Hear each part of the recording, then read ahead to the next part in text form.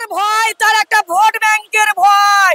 জানে সংখ্যালঘু তো সামনে দেয়, উনি সংখ্যালঘুর হাতে পেন খাতা দেন না, উনি দেয় মদটা দেয় এবং বোম দেয়, গুলি দেয়, বারুদ দেয় এবং গাঁজা দেয়। তাই মমতা বন্দ্যোপাধ্যায় রাত জাগো মাল খাও ভোটে যেতাম, সব চক্ত রক্তাক্ত হয় মুসলিম। তাই মমতা বন্দ্যোপাধ্যায় বুঝতে পেরেছে যদি এই ওয়াইঙ্গাবাস যদি এই পশ্চিম বাংলা থেকে যদি তাড়িয়ে দেয় তাহলে আমি তো নিজেই শুয়ে পড়বো। ওই জন্য মমতা বন্দ্যোপাধ্যায় প্রতিটা বিধায়ক, প্রতিটা এমএলএ এমপির ওপর আক্রমণ করছে এবং অমিত শাহকে ছাড়েন না। আর উনি তো পাল্টিক খায়, ও কখনো বলবে আমি ওটাই বলিনি, ওটা বিজেপি বলেছে। আমি বলে দিচ্ছি, উনি আবার দুদিন পরে মৃত্যু হতে বলে আমি অমিত শাহকে মির্জাপুর বলিনি। আরে মির্জাপুরটা একটি ইতিহাসের ভাষা, মমতা বন্দ্যোপাধ্যায় ইতিহাসটাও পড়েননি। আমি মমতা বন্দ্যোপাধ্যায় বলতে চাই এবং ফিরাদ বাবুকে বলতে চাই, আপনি পৌরসভার মেয়াদ আপনি এবার দেখুন শিয়ালদা কি হারে জলে মানুষ, কিন্তু ওরা চুরি আর দুর্নীতি। আমার একটা পদ্য মনে উঠলো, বলে একই বিন্দু তিনটি ফুল, কংগ্রেস সিপিএম তৃণমূল তিনটি দলের একই গুণ, চুরি সন্তোষ মানুষ কুল, 26-এ আর নাই তো ভুল, ফুটবে এবার পদ্ম ফুল। জ্যোতি খেলো চাল গম, পার্থ খেলো শিক্ষা, আর কেষ্ট খেলো গরু বাছুর, মানিক খেলো অর্থ। নেতারাগিরি ভাগ্য রেখায় আমরা দেখি রঙ্গ, আর পিসি ভাইপো কিনে নিল গোটা পশ্চিমবঙ্গ। চোরের আনি মমতা বন্দ্যোপাধ্যায়, ভাই সবাই আনে, আর মমতা বন্দ্যোপাধ্যায় ওটা একদম নিজের ভোট ব্যাংক, নিজের ব্যাংকে অ্যাকাউন্টে রয়েছে। ভাইপো তো চোর, তার চোরের সর্দার হলো মমতা বন্দ্যোপাধ্যায়।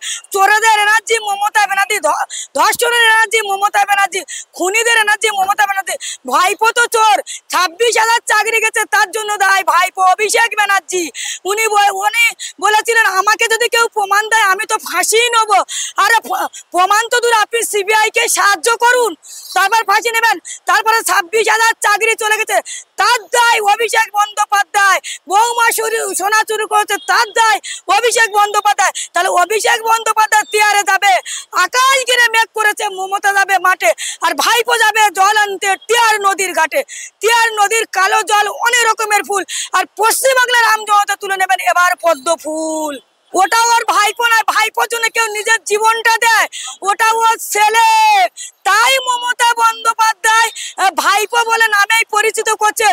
নাহলে আমাদের ভাঙরের মা বোনেরা বলেছিল যে আতা গাছে তোতা দিয়ে মমতার ভাতা, মমতা তো একেবারে ধরি গড়ে টাকার কেস করলো ভাঙরের মানুষের।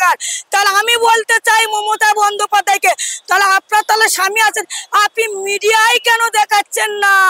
আপনি কাকে আড়াল করতে চাচ্ছেন, ভাইপোকে না ভোট আড়াল করতে চাচ্ছেন? বলে আমি মা মাটির মানুষ, মা এখন ধর্ষিত, আর মাটি এখন বিক্রি, আর মাটি খনন হচ্ছে, আর মানুষ এখন রক্তাক্ত। ইনি বলেন আমি মা মাটির মানুষ, ইনি মদ মেয়র এবং টাকা দুর্নীতি এগিয়ে এই মমতা বন্দ্যোপাধ্যায়। তাই বলে আমি মা মাটির মানুষ।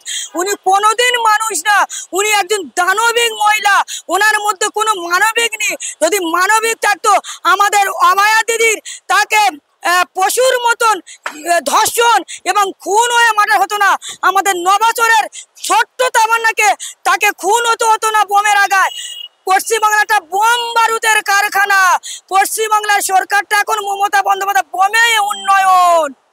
আমি রেবেকা মোল্লা আছি, তাহলে আমার ভয় হচ্ছে না যে আমাকে তাড়াবে নরেন্দ্র মোদী? নরেন্দ্র মোদী কেন, আমি তো ভারতের নাগরিক, তাহলে আমার ভয়টা কি? তাহলে মমতা বন্দ্যোপাধ্যায় নিশ্চয়ই স্বীকার করুক মিডিয়ায় যে আমি 2005 সালে ওয়াইঙ্গা জিয়াদি এনেছি 1.5 কোটি, তাই ওই 1.5 কোটির ভোটে আমি জিতি। মমতা বন্দ্যোপাধ্যায়ের মাথা যন্ত্রণা করছে, ওনাকে আছেই ভর্তি করতে হবে। আমি শুভেন্দু দাকে বলবো যে মমতার জন্য বন্ধ ব্যবস্থা করুন আছি, কারণ উনি কোন দিনে কার ফের পশুর মতন হাংড়াবে। উনি তো পশু মানুষ কিন্তু পশুর সালে পরিণত। উনি বলে আমি বাঘ, বাঘকে আমরা জঙ্গলে পাঠাবো, বাঘকে জঙ্গলে পাঠাবো। সেই জঙ্গলটা হলো তিয়ার, সেই জঙ্গলটা হলো তিয়ার। নিশ্চয়ই মমতা টিআরে যাবে।